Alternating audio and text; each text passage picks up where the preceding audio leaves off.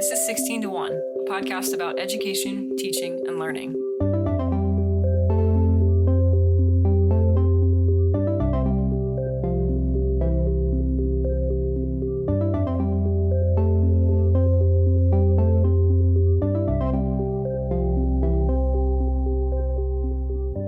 Hello. Hi. Hi. How are ya? Been better. Oh, what's going on with you? I'm dentist. You had dental work today? It's never a fun day. It's not a great time. A day at the dentist is not a fun day. No, I had my first cavity, first real cavity, and I'm 31, and I am devastated. I mean, I'm sure that everyone has told you this, but to make it that far in life Yeah. before having a real official cavity is pretty, it's an accomplishment, truly. It is. It's just one of those things that you and I talked about. It was like, you turn 30 and you're like, ow, all the time. You know? My body definitely started to hurt all the time, And everywhere, so once I turned 30. Now everything hurts, and also my teeth are eroding, apparently. So, not doing great.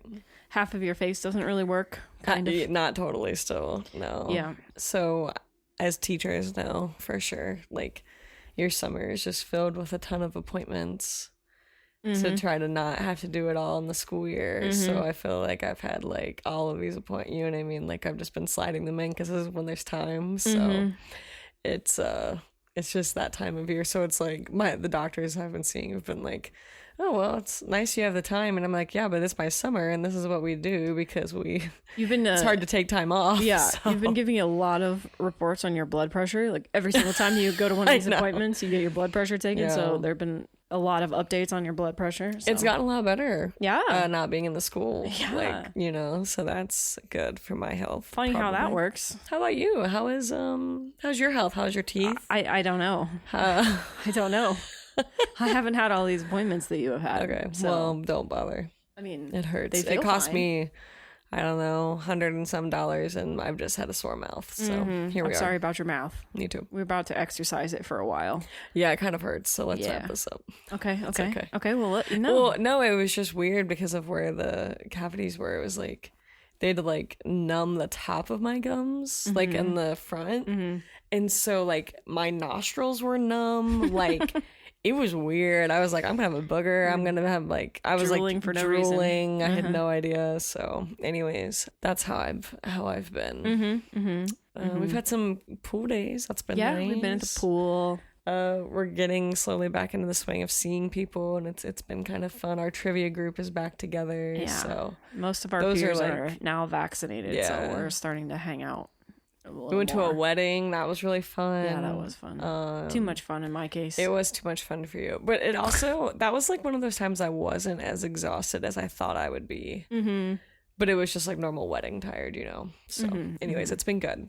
Yeah. What about you? Go on. Oh, Let's no, hear it. no, that's about it. I mean, my update is basically the same as yours. Yeah. Went to that wedding. It's been fun. Yeah, I'm starting to feel more productive again and just kind of more normal. Like I feel like I used to feel. Who knows if it's how I actually used to feel, but you know, the pandemic definitely took a toll on my general mental well-being for sure. Well, And we like actually went shopping for a day, and we hadn't really done that except to like run to Target. Not like a full day of it, and we were both pretty wiped after that. So yeah, we just kind of wandered around and it was nice though. got lunch and And we're seeing some friends this weekend that we haven't really seen since the pandemic at all. So I'm excited to get back to some of that. So it's a good feeling. It's very tiring. So if you are also going through the burnout of seeing people again, make sure you give yourself some time because it is exhausting it is. to be social. It is.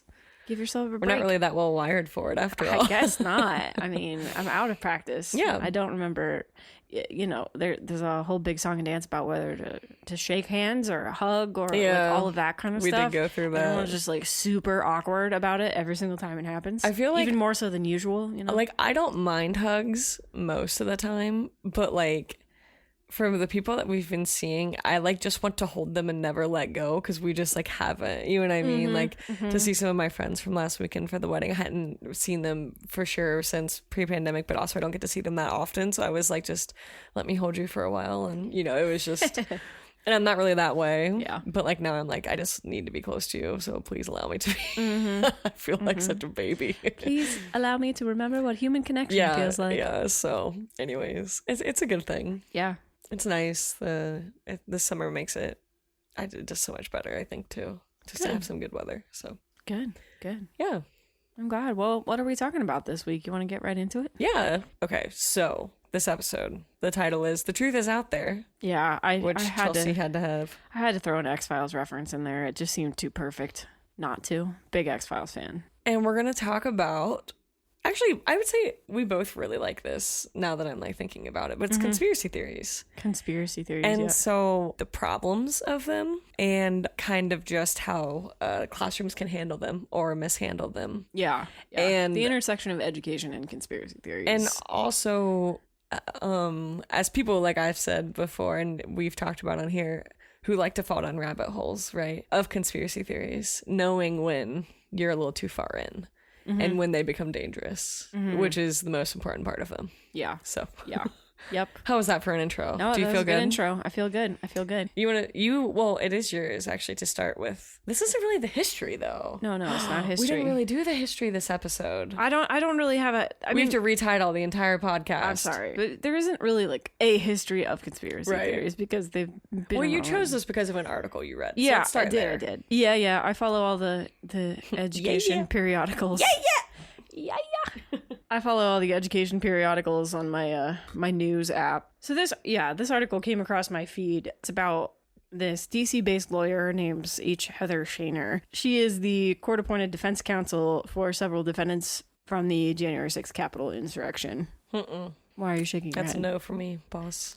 What? I don't want to do any of that. I mean, I know she has to. Yeah. Sometimes because the Constitution. I know that's what you have to do, but Because the that would be Constitution hard part. guarantees people a Well, right to counsel. That would be the hard part about being court appointed. Yeah. Because you're just on public that side. defenders and whatnot. Yeah. I mean, the article made a point of saying that she politically very strongly disagrees with many of her defendants in this case, which Yeah. I think is interesting. But anyway, Yeah, we've got anyways, sorry. no, it's okay. We've got a court-appointed defense counsel for people who stormed the Capitol, and so this woman Shaner, she's chosen to send her clients pre-trial books and other materials, books and movies to read and view. Lots of educational materials that, as it turns out, many of the defendants claim they were never really exposed to in the course of their education. So she says that her own view, Shaner's own take on her clients, is that many of them did not have very good educations and knew very little about the country that they were Yeah. somehow claiming to defend. Somehow, she says. So, yeah, she also said, I thought this was really interesting too. The article pointed out that she said her female clients were more interested in the task of self-education than her guys, which I was just like, yeah, okay. Oh, it sounds tell me something I don't know. And then she also said that two of these women got library cards for the first time in their lives, which I thought was Checking off the boxes. Yeah. So anyway, everybody in this article pretty much agrees that this education that this lawyer is having her clients do is not very likely to have much of an impact on the sentencing in these cases, which frankly I was kind of glad to hear because I didn't want an educational opportunity to be one of skirting responsibility for what happened in those violent attacks. But it's still a pretty significant educational opportunity for many of these defendants, as it turns out. So I mean, as we're all kind of familiar with now, a lot of these Trump supporters who stormed the Capitol are operating under the influence of a whole range of conspiracy theories. QAnon it's not is a just big one, that's for sure. QAnon is a big force in some of these more extreme circles, but they're also just kind of more run-of-the-mill conspiracy theories that were, I would say, weaponized by Trump in a lot of different ways. So conspiracy theories are sort of at the heart of what happened at the Capitol. So Shaner, this lawyer, had her clients read and view all kinds of stuff. So she had them read Holocaust literature and watch films like Schindler's List. She had them watch Burning Tulsa, Just Mercy, and Mudbound,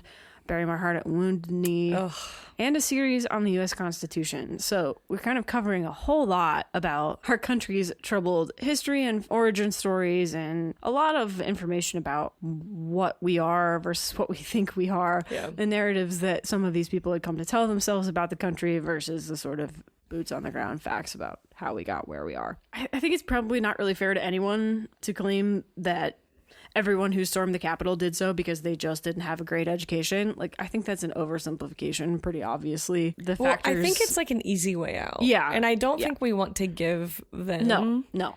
Something as easy to say as like, oh, well, I didn't read, you know. Yeah. So the factors that go into an attack like that really are obviously hugely complex and very difficult to analyze. However, I do think that the inability to sort fact from fiction and to sort conspiracy theories from facts certainly did play a big role in this particular event. But also I think that it's just a huge whole pressure cooker. Like there's no simple way to reduce what happened down to a lack of education. Yes. However, that's as my we point. will see, I just don't want them to be able to say, oh, it's... Yeah. However, we will see that there is a strong correlation between educational attainment and willingness to believe conspiracy theories. So we're kind of framing this whole conversation in terms of conspiracy theories playing a major role in very recent political unrest in this country. And it's just sort of a timely topic to discuss right now. Conspiracy theories, what they are, how they take hold on us, how we can sort out fact from fiction, what makes people likely to believe them or not, all kinds of stuff. So why don't you just tell us like the kind of dictionary definition of a conspiracy theory? Merriam-Webster says that a conspiracy theory is a theory that explains an event or set of circumstances as a result of a secret plot by usually powerful conspirators. And another version of that definition that I read is that it always is as part of an attack or to belittle a group of people, or it's doing something to someone. It's usually hurting somehow. Yeah. They're usually negative consequences. Yes. Usually to marginalized groups. Yes. Yeah. Oh, well, that was exactly what I was thinking in my head. Great job. Yeah. How did you must have read the same articles. I think I probably did. But I think that part of what is hard about conspiracy theories is that, like, as is true with any theory, like, some do turn out to be true. Most are false, right? Or some levels of it are true, I guess I should say, because conspiracy theories, I don't think we can say are true. But there are probably factors and parts and pieces of them that are fact, I do think that, like, I think it's fair to say that historically there are some conspiracy theories that have turned out to be correct. Yes. Theories. Watergate. Yeah, like things like that. Yeah, stuff like that. Like people had theories about there being a the Red Scare, conspiracy. not so much, but yeah. Yeah. So like that's the thing is that like with any theory, you can test the theory against the facts and decide. I mean, sometimes you won't ever know all the facts, but anyway, I just think it's fair to say that they're not always necessarily inherently bad. Sometimes they're fairly innocuous. Yeah, and sometimes also they're just entertaining. Yeah, sometimes they are just entertaining. Like the Avril Lavigne, Katy Perry one. Like there was don't know anything about that, but that sounds interesting. Yeah, that's a fun one. Okay. Anyways, often they tend to be narratives crafted to explain something that's otherwise very difficult to understand or accept. They tend to try to make very complex sort of system events, and they take those things and try to reduce them down to some little pebble, like one tiny little factor. Idea you can hold in your hand, right? And we'll see kind of later why people have a tendency to do that. It actually makes sense why some people's brains want to do that kind of, because you want to understand it. Yeah, and it's the only part you can. Yeah, I agree with that too. Yeah, another common feature of conspiracy theories, again, it's not every single one is bad, but like they tend to have kind of negative, distrustful representations of other people and other groups. There's a lot of us against them involved in conspiracy theory formation. They can be not only a symptom but also a cause of feelings of alienation and that kind of stuff. So, and then the one final point is that they can often be tools, I said, and or weapons, sometimes used in political context. So usually highly charged political and media narratives. They are frequently now especially weaponized, but they don't necessarily have to be. They aren't inherently always that way. So anyway. Yeah. Okay, so it sounds like you want to jump to some of your favorite conspiracy theories. Sorry. Yeah, no. The one I forgot that I was just about to mention was that there was a time where people thought that JonBenet Ramsey didn't really die, and actually, like, Katy Perry was her. Have you heard about that one? Nope.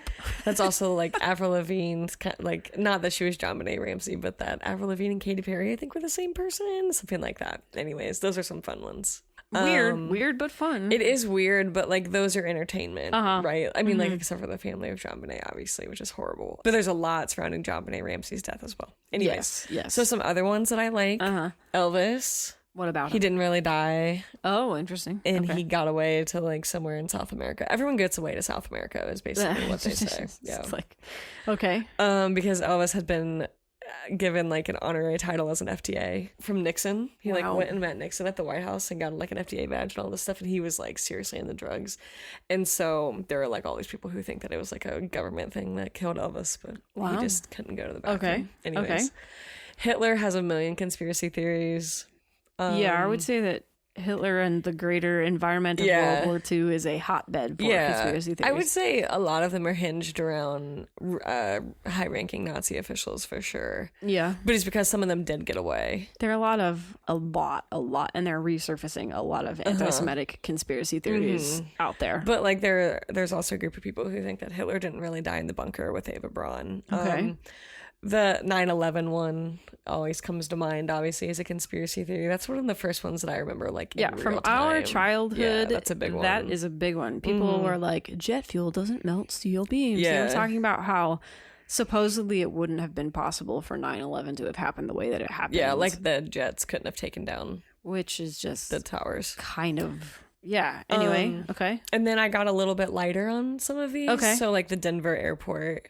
The Denver airport is the runways, if you look at them, can look like a swastika. The horse, the Bronco out Lucifer? front. Yeah, he collapsed on the artist and killed him. That really did happen. There's That's a bunch not of a conspiracy well, theory. right, but all of these things compounding into like Yes. the weird art, and it's just there's some weird stuff There's there. a lot of Masonic imagery Yes, supposedly and in the Denver airport. Freemasons. Yeah, they're. But I wrote the Freemasons. People just have all kinds of ideas. Did you see that on the notes? The I wrote the Freemasons? Freemasons. I think you meant Freemasons. I'm Helter pretty sure. Skelter. Yikes. Okay, so the Denver airport is one. Birds are one of my most recent favorite conspiracy theories. What about them? That people think that birds aren't real and that they're the government spying on us. Have you not read anything about this? Nope. There's like all these memes that are like, only Earth has birds. So what are the other? Like, Only Earth has birds. Say the geniuses in the Reddit subthread. no, there are people that Okay. are like, well, do we trust them? They're probably government spies. Okay. Okay. JFK. Yeah, sure. Lots of conspiracies about JFK, Yes. like the mob and Catholic Church and his death, especially. Yes. yeah. The Freemasons, as I've called them now, Yeah, the Freemasons of Charlie and all of those folks. No, the Freemasons, that's a huge one. And that's when you were talking about trying to simplify something, that's what comes to my mind. So you have to say what the conspiracy is there. What is it? What is it? The Freemasons are like, well, I mean, there's a bunch of them, but correct me if I'm wrong, isn't one of them that it's like this group of leaders from all across the world and they like they have like these secret meetings and they're actually the ones kind of dictating like what's happening in these really important, is that, I don't know. they're just something that comes up a lot as being like kind of this all-knowing group of people that no one really knows who's in it. And That's a pretty common feature of conspiracy theories is that there's this secret cabal of very powerful people pulling strings. Pizzagate, Yeah. same thing. And then the moon landing being faked is Yeah. another very popular one. Yeah. Yeah. But the moon landing one is also one that like doesn't do that much harm as far as like just like not thinking it happened. You know what I mean? Like in my head, I'm like, that's a bummer that you are that worried about something or that you think that it is worth faking. I don't know. It's like one of those things in my head that I'm like, okay, sure. Like I have students who think that we didn't land on the moon, and I'm like, that's nice. Anyways, what does that do to me? You know, like the threat of it, like it doesn't, you know what I mean? Yeah. Like when you talk about like hurting people, I don't know. like, As someone who cares a lot about NASA, that one hurts a little more than I mean, some of the others. But it hurts as like we should believe fact, but it's not harming other people for them to believe that one is not. And when they have other really marginalizing. dumb ideas about conspiracy theories, Sure. I'd rather start with ones that are like actually aimed at people and not Neil Armstrong generally. Sure. I've definitely seen a spike in conspiracy theories, not in like, I guess I would say, I mean, I've been teaching 8 years, so I've seen it on both sides of the Trump administration now. Mm-hmm. It definitely became more harmful, like what I was hearing from my students. And I think that now they generally doubt more than they used to, or at least the groups of students that I'm getting seem to doubt information more than Yeah, the not the ones productive, prior. not the productive kind of doubt, or just like the No, it's not some kind of doubt that like furthers a conversation. Sure. It's the kind of doubt that shuts you down. It's just from like, I don't learning. believe you. Like, okay, you don't believe me. Great. Now So what? I mean, like we've definitely had like I taught public speaking for a while, and I always used to have them do public like speeches, obviously on conspiracy theories. So they would just pick one theory, research it, and kind of talk about the ins and outs of it. And sometimes if we were doing like persuasive ones, then I would want them to convince me to believe their theory, you know, like that kind of thing. So just depending on the group. And there were times that I was like, yeah, I don't want you researching that. Like, that's not something I need you Maybe to jokingly don't. convince us of. Yeah. But then they'd be like, okay, birds aren't real. And I'm like, yeah, research that. I want to know about why, you know, like, Birds aren't real. like, but the harm is really where it starts to get me. Yeah. The social media aspect is what's really breaking it for everyone, I think, is because, and I kind of mentioned it, like for 9/11, I remember the 9/11 stuff being like in really, really long Facebook notes that people were sharing, like posts The and very stuff. early days of You know what I Facebook mean? taking Like, over the world. But Yeah. it was like, who knows, copy and pasted from where. But it was like someone's weird uncle shared it. And now I also have a firm understanding of what jet fuel does. Like, I don't know. you know? Yeah. But I could read this and know. So that's my real concern with social media. I have this slightly longer passage that I excerpted from this article in Euroscientist that speaks to, I think, kind of exactly what you're just saying here. I'm just going to read it because it was pretty good. That's it. And we'll link to the article in the show notes. But anyway, here's the quotation from it. It was perfectly normal to believe in conspiracy theories in the past. It wasn't frowned upon, which is why so many political leaders did so. The most horrible example of a conspiracy theory with devastating consequences is that of the Jewish conspiracy theory, which became the ruling ideology of the National Socialists in Germany, leading to the Holocaust. But even the U.S. Civil War wouldn't have happened the way it did if it weren't for the conspiracy theories, as in the 1850s, both warring sides were harboring them. The pro-slavery South thought the abolitionists were secretly controlled by Great Britain and were plotting to destroy the U.S., and the abolitionists were posing, among other things, what they called the slave power threat, the idea that slave owners would want to expand slavery everywhere in the U.S.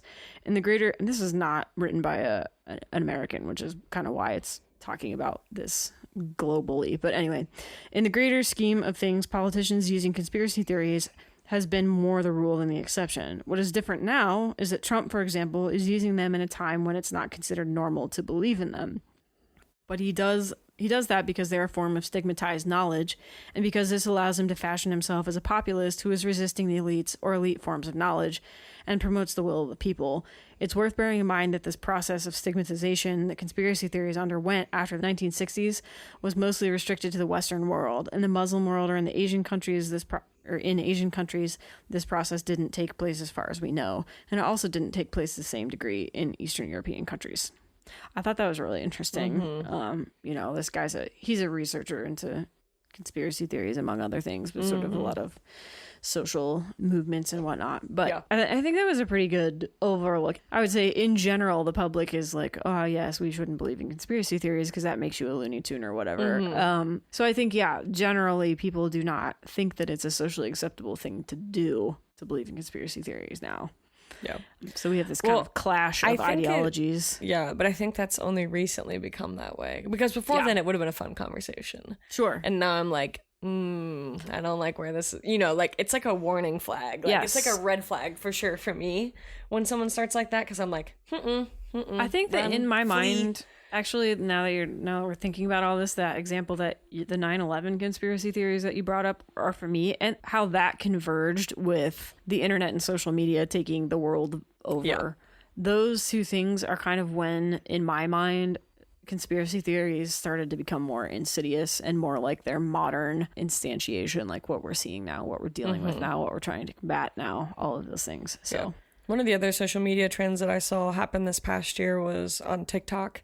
I'm not going to link it because I don't want this creator I don't even know if they're a creator. I don't want this person getting any more clout or views for this because it's horrible. But this one example of a conspiracy theory that started was that I'm pretty sure it's a young woman, did a whole TikTok on how they didn't believe that someone like Helen Keller could exist. And it was because Helen Keller was published and could, like all the things that Helen Keller accomplished, basically. Saying that because they were blind and deaf, she couldn't have done that. So I had a whole It's group just too of much students. for her to wrap her brain around that would be possible. Yeah. Okay. And so I had a bunch of students come in and they kind of like, I think they were trying to just get me going mostly. I also thought, honestly, that they were joking because they just asked me if Helen Keller was real. And I know my face was just like, I mean, we're bad sometimes at teaching, but we're not that bad, right? Like, I had one of those moments I was like, oh, we got to start there today. Like, we're going all the way. Yeah. But they believed it. Like, whatever this TikTok conveyed, or just that they were bored and wanted to fight with me, but like some of them really did truly believe it. But they honestly, when they started to think about it, they didn't think that someone who was blind and deaf could achieve these things.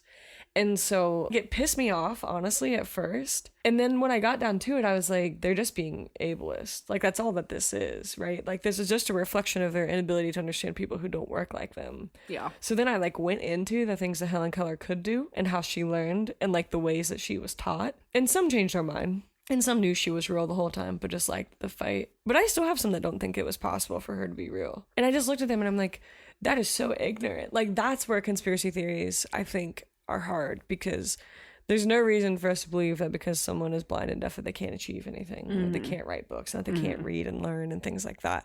So like that was one of these in like real time that I experienced that I was like, oh, this is really a bad look. Yeah, I remember you telling me about that, and I was just like, where do you get that kind of thinking? Like, where does that come from? That's one of those times that I'm even like I told them, I was like, I've been to her grave. What do you mean she's not real? Well, she couldn't have done that. I'm like, well, that's something different. Like, they can't distinguish the lines in like these theories either to be like, oh, this is really what it's getting down to. Because it went from like, oh, she can't be real to like, oh, she couldn't have accomplished what she did, which were like two very different things. Mm-hmm. And they're both wrong, obviously. Yeah. But that was one that I saw that I was like, I hate this a lot. The other one, and I'm not going to link these either, but there are YouTube channels devoted to conspiracy theories. And my students love a few of these creators. Uh-huh. And I've watched them just to be like, what are we doing? The fact of the matter is that a lot of this stuff is simply very entertaining. Even if it's absolutely bogus. But you and I can watch it and be like, oh, that's interesting. And then still hold our place in the world to know the truth. Yeah. Not all my students can do that. Yeah. I think youth has something to do with that. I think quality of education has something to do with that. I think the family environment in which you grow up has something to do with that. There are a lot of different factors going on there. But I think it's been very interesting to see the particular hold that certain forms of social media have had on these kinds of theories. And I mean, my students, and I'm talking about my students specifically, I guess, they get it from Twitter, they get it on Facebook. I mean, when we were growing up, there were still like email chains, right, that got forwarded of like, oh, you know, whatever, like 9/11. I can remember some of those still then. And not a lot of my kids use Reddit, but there are a lot of threads on Reddit where you could get very easily lost in something and maybe come out not knowing which way is up, you know, like... Like there, I mean, that's just part of Reddit, which is what's cool about it, but also what's terrifying about it. But like I said, for people like you and I, we can go in there and have our fun and leave and return to the world. Not everyone can. Yeah, and that's the danger of it. Like, you have to be able to start separating it to be like, what are we doing here? You know, like... Yeah, social media in particular has democratized the ability to publish any old thing, right? I mean, because before, with more centralized, more traditional forms of media, people in charge of those institutions, often very powerful people, they could just decide, you know what, this is crazy, this is not newsworthy, and it wouldn't have any traction or reach.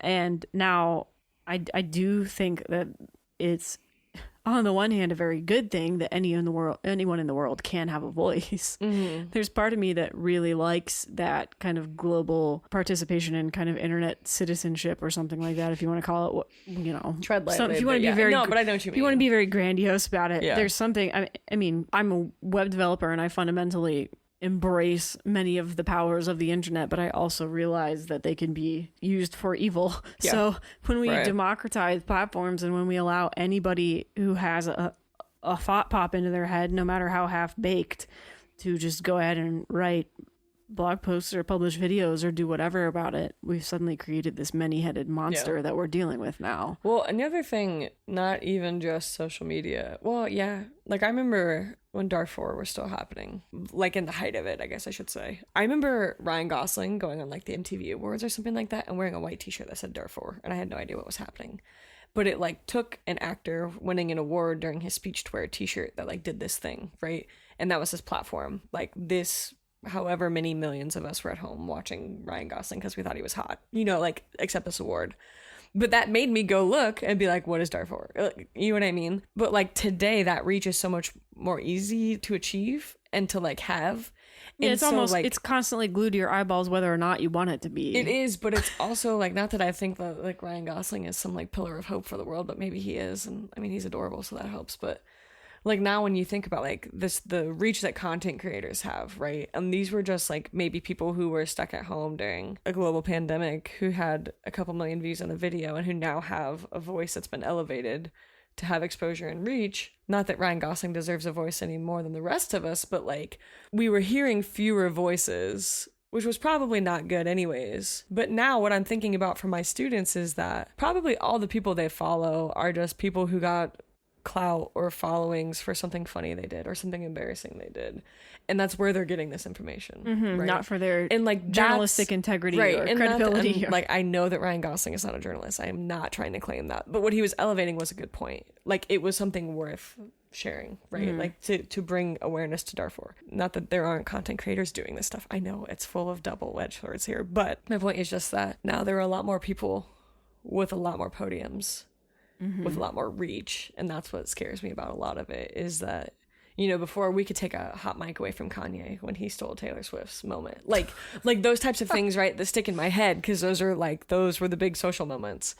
But like our kids now, like they don't have those like we do, right? It's like, oh, on Instagram Live or on TikTok or on Twitch or, you know, whatever, YouTube. So I think that's a lot of what we're fighting with, is that before, these people who probably thought Helen Keller wasn't real didn't have a TikTok and didn't have enough followers on TikTok to make any room with it. So like now, because of algorithms and everything else and the way that the internet makes you feel like anyone can be famous and anyone can have a platform, that's where I get the most upset, I guess. That's my soapbox, and I'll step down now. No, I think that's a good point. I think one of the other things I found during my research for this episode was that even what you're saying, though, about how it seems like conspiracy theories are so much more prevalent, that actually is a product of more traditional media making it seem like it's a bigger problem than it actually is. Yeah, I did read that as well, that it's actually not, like, statistically speaking, any higher than it's really been. Yeah, I mean, we're seeing conspiracy theories weaponized in new ways, and a lot of that is because of the internet. But I think that there's more attention being drawn to a problem that is not necessarily more prevalent than it ever has been. It's just... Well, and they come and go, right? Yeah. Like, I mean, I'm thinking, like, McCarthy... Not like the Red Scare McCarthy, but also that one. But what was it? Jenny McCarthy? Is she the vaccine one? Is she the autism one? Whoever started the conspiracy theory about vaccines causing autism. I was just going to say that even before the recent hits and like the popularity of what seems like in the past, especially election year, of conspiracy theories, like we still saw them in the news, like the anti-vax stuff, you know, like you will come and you will see them as they come up anyways. Like, it's not abnormal to have them pop up into mainstream. And we'll see this in what I'm about to start talking about, some of the research behind the overlap between education and conspiracy theories. But what we'll see is that fear or instability or perceived threats, those are very powerful tools / weapons. I keep saying tools and weapons because sometimes they can be used for good, sometimes they're not used for good. So tools or weapons, fear and uncertainty are, I mean, even the media uses these things to sell. That's how they get you to click on their link or read their tweet. To sell whatever. Usually something is being bought and sold on the back of fear or uncertainty. And it's either like, you know, political power, or it's ad buys for media companies, or, you know, whatever it is. It's very profitable to create situations where people are fearful for a lot of different reasons, unfortunately. There are just so many companies that can benefit. I mean, individuals, politicians. Well, yeah, but I'm just saying, think about every time they're like, oh, the Democrats are going to take your guns. What happened? Yeah. Gun sales go up. Yeah. Ammo sales go up. Yeah. Like, people who give concealed carry classes get higher enrollees. Like, it is benefiting people, so it does do something to put that fear in them, even when it's not true. Yeah. I'm going to move on to this section is kind of about the overlap between education and conspiracy theories. And in general, again, this isn't like a kind of free pass necessarily for any party, but in general, statistically speaking, the higher your educational attainment, the less likely you are to believe in conspiracy theories. There's this sort of interesting View Amsterdam study. We'll link to it in the show notes, but it highlighted 3 factors that contribute to this apparent correlation between educational attainment and belief in conspiracy theories. And these three things, I'll just go through them quickly. The first one is something called cognitive complexity. Education is associated with cognitive complexity, defined here as people's ability to detect nuances and subtle differences across judgment domains, along with the tendency to attain high education levels. Moreover, education nurtures and develops such complexity. A core function of conspiracy theories is to provide straightforward explanations for complex and distressing events that are hard to comprehend otherwise. We were talking about that a little bit earlier. Second factor, experience of control. Education makes people feel more strongly in control of their life and their social world, thus decreasing feelings of powerlessness. And this kind of relates to what we were just talking about with fear. People are particularly receptive to conspiracy theories when they lack control and hence feel powerless. Lacking a sense of control leads to mental sense-making in the form of illusory pattern perception, that is, connecting dots that don't necessarily connect in reality. These sense-making activities are central in belief in conspiracy theories, which are designed to increase understanding of a distressing situation. There are various studies out there that have established a causal effect of lacking control, as well as a closely related concept of subjective uncertainty on belief in conspiracy theories. Third factor, social standing. This study actually kind of focused on this one. Education influences people's social standing relative to others, both in objective as well as subjective terms. That makes sense. Societal marginalization is relevant for people's susceptibility to conspiracy theories.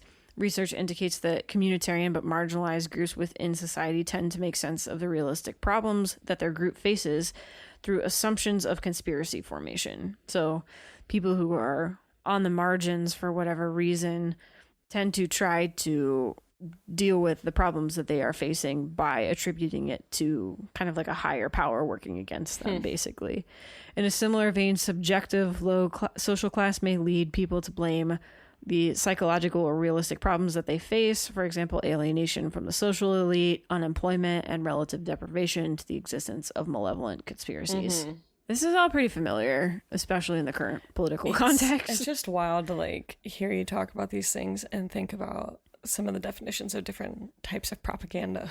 Yeah, there's a pretty close tie-in. I would like to do a whole episode on propaganda at some point. Educational adjacent form of media propaganda, but it's just interesting, right? Because it works. Like these are the exact same types of persuasive techniques, right? That companies use to get you to buy and their I product. also think and it's the exact same kind of, they're preying on these weaknesses. I don't want to say weaknesses, right? But these, I guess they are. I mean, for some, it's a weakness, right? If you feel that because of your social class that you're less either objective, inclined, like I don't know, either objective or subjective feelings. But it makes sense. Social standing. It's like, well, of course that's how they prey on you, and I do say prey because they are preying. Yeah, I think that there have been some blurred lines between what we might have considered to be propaganda historically and conspiracy theories now. Like, how long have we been doing a podcast that I just hit my hat so hard off of this mic that I almost fell backwards? It was bouncing. Did you see it? You were bouncing. I felt gave myself whiplash. I'm gonna turn my hat around. Kate's wearing her hat backwards now. I was very into that movement, and I like nodded my head. She was nodding so hard. So hard on this mic stand. Ow. You're really into this study. Ow. Sorry, I got very into compelling that. study. I'm gonna take it all back. No, it's fine. Okay. Sorry, I interrupted that, but I was quite all right. Scared myself. I hit my head so hard. Are you okay? Do we need to stop? Do we need to take a break? I do need a drink. Okay. That was a first, though. Good. There's this one other study I want to hit on real quickly. It was published in Thinking and Reasoning, and I'll also link to that, or the article where this was mentioned. This article was talking about a couple of studies where people reported the extent to which they thought, this is a really weird one, but I still thought it was fascinating. People reported the extent to which they thought non-human animals like fish or natural entities such as the ocean and technological devices such as television possess attributes that are often restricted to humans, such as having intentions and free will.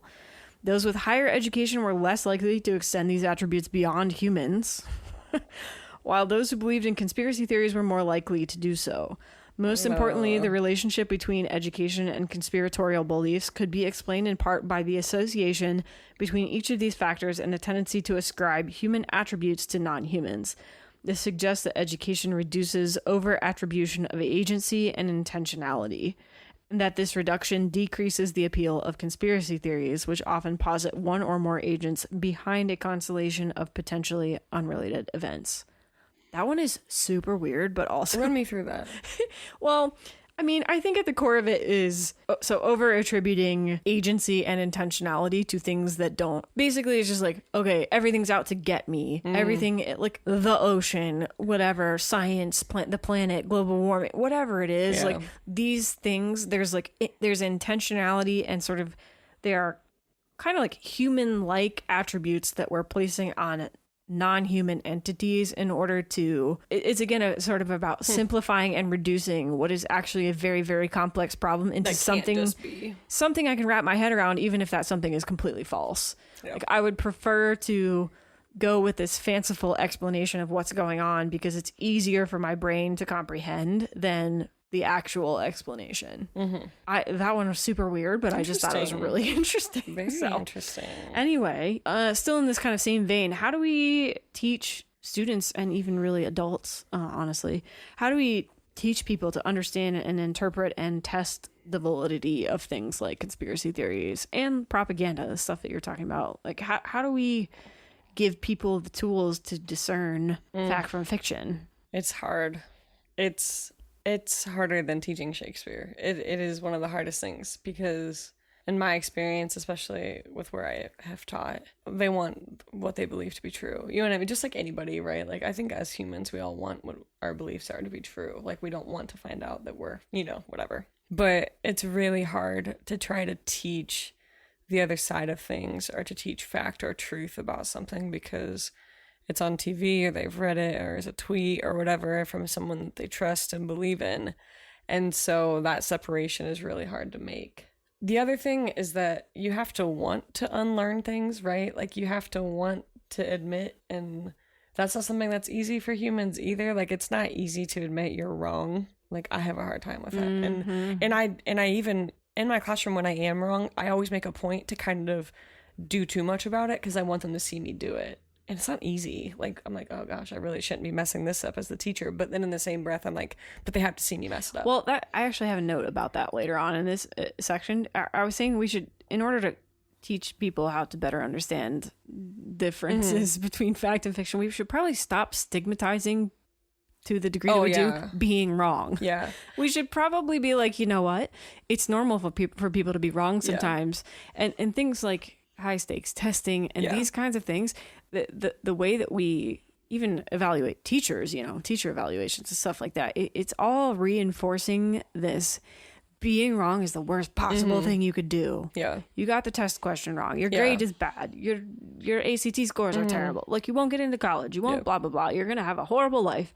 All of this is tied to the idea of being wrong. And I think to the extent that we treat that as something horrible rather than just as a necessary side effect of educating yourself, you're going to be wrong in the course of coming to learn. No, you are. And you should be, right? Like, and so it's not easy though. And I even like in my classroom, especially when we get to the Holocaust unit, I know a lot about the Holocaust. I don't know everything. There are a lot of things that I can get around, and just because of how much I've done with it, but I don't know everything. So anytime, and I'll make a point to be like, oh, a kid will ask me like usually a fact-based question, right, about like a character or like something that happened, and I'll just say to the class, I'm like, can someone write that down? I want to Google it. And so like we have like a running list in my classroom of things that I need to Google to be like, oh, is this really, like especially when I do Caesar, they'll ask me questions historically about Caesar that I'm like, somebody write that, and so I think that's a good way for teachers at least to kind of model what that can look like, because I know as a teacher you want to know everything. Especially when I was a first, second year teacher, I did not want to not know something, so I would make up stuff, or I would do my best to whatever to answer the question without answering it. And now I'm just like, I don't know what Caesar's whatever's was. Let's look that up. So I think that's one of the best things you can do. As far as like media bias, I guess I would recommend it. I'll include it in our show notes. Chelsea and I reference this quite a bit. This is media bias chart. It gets updated every single year. The online version is awesome. It's interactive. and I'll include a link to it. But I usually, when I do my propaganda unit, I project this on the board. And we start with my classes like mapping the kind of articles and the information we consume. And so then we're able to look at it and be like, okay, I always skew left, or I at least have this in the middle. Because my goal, especially as a teacher, is I want to get information from all sides the best that I can. At least so that way I've got kind of a well-rounded story of it. But I guess the one thing that I would hope that we could instill in people is that just because you read it once doesn't mean it was all true. Mm-hmm. I mean, there are articles I'll bring up that I've taught before, and then I'll look at the bottom and it'll be like 3 years after publication, and they're like, oh, we updated this because it was wrong. Mm-hmm. I'm like, glad you fixed it, but what if, and that's good. Like, that's what we should be doing, but it's not easy. Mm-hmm. So I feel like things like this are good, and a lot of my students are like, oh, I can't believe I only read the hyperpartisan right. And I'm like, are we shocked? Right. No, I read a lot of hyperpartisan left. I'm not immune to it, but I also read it knowing what it is. Yeah. And that's what a lot of people don't realize. They think that, this one TV channel is all right, whatever. And they don't ever think, oh, I wonder how this skews or how it's rating. And like, that's one of the cool things about this website that we'll include from, I don't know, is it Ad Fontes, maybe how you say that? Mm-hmm. But there are like hundreds of dots on this thing, and you can look at the articles that they were looking at to give it the bias rating and then the reliability rating. And so that way you can say, okay, the reliability or the bias rating of the Weather Channel is negative 1.45, but their audience size is 93 million people. So it gives you scope. It's really cool. Anyways, but that really helps with my students when I'm like, okay, where did this article come from? Let's plot it. Yeah. And go from there. I think one thing I'd add to that, like what you're talking about, the article having been revised 3 years later, I think just very broadly speaking, another thing that we can help, how we can help people combat conspiratorial thinking is to not treat education and learning as once you've acquired a tidbit, then your learning is over kind of thing. Yeah. Education and learning are ongoing processes that are, this is like human thinking is constantly under revision. What we know as true now is not going to be the same as what we know as true 5 minutes from now, and it's even truer on a grand historical scale. Our understanding of events and things is revised over time, and our understanding of truth is even sometimes revised over time. So I think treating it as an ongoing thing is what's important, not as I have learned this thing, therefore I can move on. I think that's kind of like something along the lines of what you were talking about earlier about how educational attainment, either, having a college degree, for example, or not, is not the end of what produces conspiratorial thinking. There are plenty of highly educated people who participated in the January 6th I know attacks. plenty of people who don't have only have a high school, or that's as far as they got, right? A high school diploma. And they're like some of the most even-keeled people who don't, like there's no in between. Yeah. So I think that for me, in that mind, the educational attainment there is not necessarily about the degree that you've earned, but about how you have treated education, how your instructors have treated education. If they've treated it like a filling of a bucket, then why would you think that you would need to fill yourself up anymore? Rather than treating education as a lifelong journey. So anyway, Well, and I think part of that is also admitting that history does rewrite itself, and histories that we know have to be retold and rewritten and things like that. Yeah. And so even though we think we know the story, right? Teaching history and teaching it better and being more dedicated to it, that was another of my points that I made down here about combating conspiratorial thinking. The teaching and learning of history is really important. It's a big one there. Yeah. So, a couple other things as far as like teaching goes. So like that chart is really helpful, right? Because it helps us place our media as far as like, okay, where does the bias fall, and admitting that about ourselves. One of the other things that I've read about was like empathy is one of the biggest things as far as dealing with people who believe in conspiracy theories that are painful and hurtful towards people. And it's because it's a fear, right? So what is that fear? What fear is causing them to believe in this conspiracy theory, and what are they afraid of, and why are they afraid of that, and then like addressing that. And so a couple of the articles were like how to go home for the holidays and deal with your family who believes, like it was kind of like one of those articles which made me chuckle. But it was like, you have to have empathy, so you can't go in and, you know, like, you have to get to the bottom to be like, what are you afraid of? And so in the case of the one I gave earlier, right, the Dems are going to take your guns. They're afraid that they're going to lose all of, like, that's the fear, right? Agency. That the government is going to... They're fearing that they're losing agency. Yes.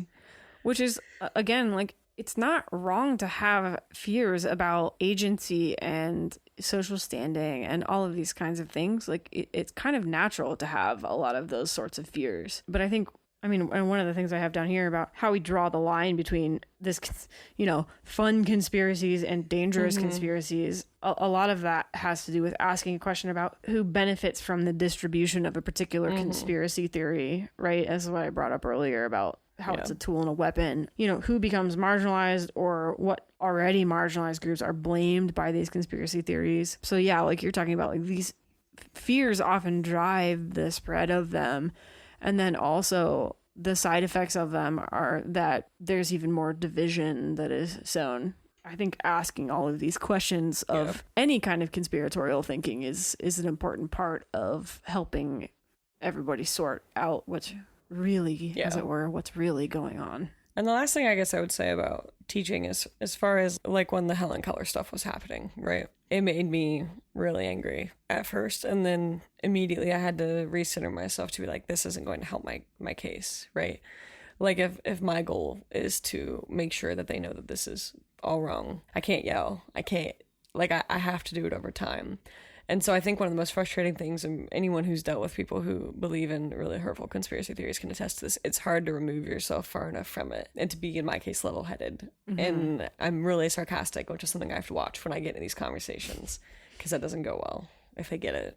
Sometimes they don't, which helps. But it's not something that's going to happen overnight. One conversation is not going to do it. Yeah. And so you have to know, and that's, I mean, if you're a teacher, you already have to have that, God forbid, like your patience already has to be at that level, right? Because it is an everyday thing. Especially in these cases, like with this Helen Keller thing, I just had to keep addressing it every time it came up and just debunking it myself. And eventually, like I said, a lot of them did change their mind. A lot of them agreed it was a stupid thing, but some still don't. But you also can't look at it and be like, oh, I failed, because this one still believes it. Like, you're not going to be able to win them all, but you can win a lot of them. And it's all about your approach. And so screaming and yelling and, like, it's not going to do anything. But you have to be willing to, you know, invest the time.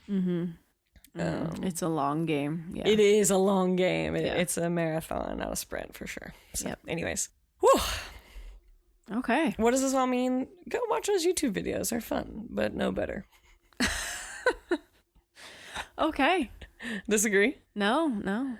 You got any parting thoughts on conspiracy theories? Like I just said, I love to read about them. I love when my students do speech, you know, like, I can enjoy them, but I enjoy them just like I enjoy any TV show. I don't put any... Right. You know? Right. Like, I'm like, oh, that's cool. I can't wait to go home and tell this that, or like you that, or whatever. And then I'll be like, do you know they think birds are government spies? And then you look at me like I'm stupid and we move on. Like, it's just funny. But I don't, like, get leery about the birds in my window, you know? So I think one of my notes earlier, I got lost in there somewhere, but like, you should be curious and you should doubt things, right? Like, that's how you learn and grow. But yeah, I think rewarding curiosity is something we should be doing a lot more of in the course of formal education, especially in this country. Yeah. Yeah. So, but but it's just that you have to know when to stop. So for me, sometimes I'll get really deep in something I'm reading and I'm like, okay, this is too much. I don't want to know anymore because I don't like it. And then I leave it. And then you move on to the next Reddit thread. Yeah. What about you? I think it's a difficult balance between researching things that aren't necessarily verified or verifiable and falling into conspiratorial thinking. And I think that giving people tools to know how and when they started believing something to be true and like why they might believe that to be true. And again, like I'm saying, even more meta sense, like who benefits from the propagation of these beliefs, like who, you know, stands to win and lose if this is the narrative. All of those questions play a part in dealing with conspiracy theories. Also, like, you're not a failure if someone that you're trying to get to believe, you know what I mean? Like, it's really easy, especially as a teacher, I think, to like put it on yourself And so I've had a really hard time with some of my students because I felt like I invested a lot and gave a lot of tools and examples and all the things that you would need to want to change your mind. And they still just don't want to. Mm-hmm. You know, especially with the election, I was dealing with a lot of that. And there are just these little things that they would latch on to that they'd heard or that they knew to be true. And it's really, really hard. And it separates you in a way that makes it very hard to want to love them enough to teach them as well as they deserve. But you still have to. And so I had to like remind myself, like, it's not a reflection of me. It's not my failure. You know, like I'm still doing the best that I can with what I've been given, but you can't put it all on you if you can't reach them or if you can't break those. Like you can only hope that you've planted a seed somewhere that'll get watered again, but maybe it'll grow through the concrete. Maybe it won't. I don't know. Probably not. They'll build a wall on it. So, all right. Last episode's question? Yeah, I'll read that Okay, one. go ahead. Oh, it's got your guy in it. Yeah, that's my your question. My guy. Right, $1 for every time you talked about Horace Mann on this podcast. I mean, it's you can't really avoid him. I'd have like $2 today. Horace Mann was the first president of what college in Ohio? The college has been politically liberal and reformist from the beginning. It was the third college in the country to admit African American students on an equal basis with whites. At the time, it was highly controversial, even a dangerous stance. What was that college? And that's Antioch College. Antioch. South. As the people in Ohio say. Antioch. There you go. We don't believe in T's. Come on. All right. Anyway, all right. This episode's question. In 2013, Donald Trump made a series of tweets in which he referred to this whistleblower as a traitor, saying he gave, quote, serious information to China and Russia and, quote, should be executed. Oh. Yep. Later that year, Trump added a caveat, tweeting, quote, if it and he could reveal Obama's birth records, I might become a major fan, end quote. Who was that former CIA worker? All right. I kind of forgot about this dude when I was coming up with this question. But here we are. He was a big thing for a while. He was. All right, what'd you learn this week? I just wish everyone could see that you have a half a page of what you learned and I have one sentence. I just copy and paste it. I'm not going to read the whole thing. Don't worry. What I learned, I already knew this. I probably did this last summer too, but there was the first goring of the season at Yellowstone a couple days ago, and you can't pet bison. They're cute and they're fluffy, and their young are called red dogs, and all I want to do is hug a bison, but you can't. Yeah, don't hug bison. They look like they want hugs. I don't really think they do. Oh, they're so fluffy. I think it's cute that you think that they do, but Bison want hugs. They want pets. They want love. I mean, and they want to gore you. They're fluffy, but they're the size of a Humvee. So, like, does a Humvee want a hug? If you're a bison. Not really. If your Humvee is a bison. Okay. No, I do feel bad for that young lady. She's like 30. I hope she's okay. But still, you can't hug them. Yeah, we all want to. Don't hug bison. This is just, okay, but this is really what I wanted to say. We talked about this probably last summer as well. But we visited Montana last summer, and they were talking about there had been more than normal bear attacks than what they had previously had. And everyone was like, oh, why? And it was obviously because there were fewer humans, right? In the places where the bears are. And so the bears were coming into places where they didn't always normally go because there were very few humans. Mm-hmm. So this summer, if you're going somewhere and you're like, I'm adventuring, and you don't think a bear will screw with you, that's on you, okay?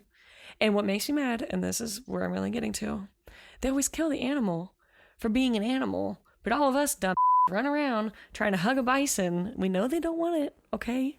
I understand. I hear you. I hope they didn't kill that bison. That's my story. But if you think you're out adventuring somewhere and they won't screw with you, you're done for. So just keep your space. Be smart. Okay. I had to be reminded in my learning that bison still don't want my hugs. I'm a little afraid you're going to try to hug a bison someday. That's. I did tell you, if I got yeeted by a bison, it wouldn't be the worst thing. You did say that. They're so fluffy. They're so fluffy. They have the cutest little faces. They let birds sit on their backs. That could be me. That government spy is sitting on that bison's back and he's fine with it. Okay. And he won't let me near him for a hug. Imagine. Imagine I'm there. I drove to Yellowstone to see you, and you won't hug me. All right. Okay. Everyone's going to see on the news. I get yeeted by a bison, and you have to come on this podcast and be like, well, Katie, what did you learn in the episode? There's no longer a co-host of this podcast. She got too close to the buffalo. Katie unlearned the things she learned that week. But my last words, you're so cute and fluffy. Yeet. I do hope she's okay, though, really. We all have to be smart as we travel. That's my story. Okay. I said I was going to go and learn about these two things on the last episode, and so I did. The first was about the energy crisis of 1973. You and I were both like, the heck was that? And that was basically just OPEC, the Organization of Petroleum Exporting Countries, and this like Arab producers of oil, basically. They put an embargo on oil exports to the U.S. because of this conflict. There was like Egypt and Syria were involved, and it was OPEC was pressuring the U.S. to make policies less friendly to Israel. And so there was this embargo, and they raised the price of oil, and then we had no oil because we were way more dependent on oil from the Middle East at that point than we are currently. So that was the energy crisis of 73. Yes. Then the other one was about this violence at the founding of the University of Cambridge. I don't know if you remember this, but we were talking about sort of Oxbridge and that general area, and how Oxford University sort of started out as this loose collection of teachers and students. And then there was this violent event. As far as I could tell, and again, this is kind of a long time ago, this is in like 1209, there was this first in the series of violent events that happened. It seems like one of a clerk, so like a student, accidentally killed a woman and fled from the town of Oxford, and then two other, well, I don't know, that's what it said. Okay. But then two other students who knew that person who maybe accidentally killed a woman, two other students, but who had nothing to do with the killing. They were just grabbed because they were like his roommates or something. The townspeople went and seized these two other students and hanged them. Who knew? Yeah. Okay. So the guilty party had fled. They were just kind of like associating with the guilty party, and therefore they were hanged. So basically, and then there was like a lot of more violence that came out of that, and this kind of conflict around this issue went on until 1214, when the town submitted to the papal legate and suffered severe financial penalties. Everybody took public oaths every year to abide by this settlement. And anyway, a bunch of people after that incident fled from Oxford and went to found Cambridge University. So, oh my gosh, that it was a whole lot. But yeah, anyway, there's this conflict between town and gown is what it's known as now from the historical perspective, apparently. Town and gown. Okay. So yeah, that was the conflict between the scholars in Oxford and the townspeople of Oxford. I was honestly expecting where they just like threw books at each other. This was no, it was violent, very violent. Like but I was just guessing that the violence was like somebody threw their magazine or something, and everyone was. It was a bit. This is my journals. It's a bit more intense than that. Like I was going to publish that. That was not to be that way, but that was in my head. So no, it was a sort of hot goss, vigilante justice gone wrong kind of thing that started Cambridge University as a. That makes it so much tougher than I thought it was. Yeah, that's like all right. There you have it. That's what I learned this week. Pretty tough, actually. Jeez, I bet there are some cool T-shirts about that. Maybe there are. I don't know. If they're not selling those in the bookstore, what are they doing? It's a good question. There's been plenty of time in between now and then. It's not too soon. I could really capitalize. It's not too soon. Okay. Come on, that's cool. All right. Okay, well, never mind. Any final thoughts? Nope, I think I should go. Time for some Orajel. Oh, you gotta go fix your peef. I'm gonna go fix my peef. Okay. All right, we will see you in the next episode of 16 to 1. Thanks for hanging out. See ya. Bye.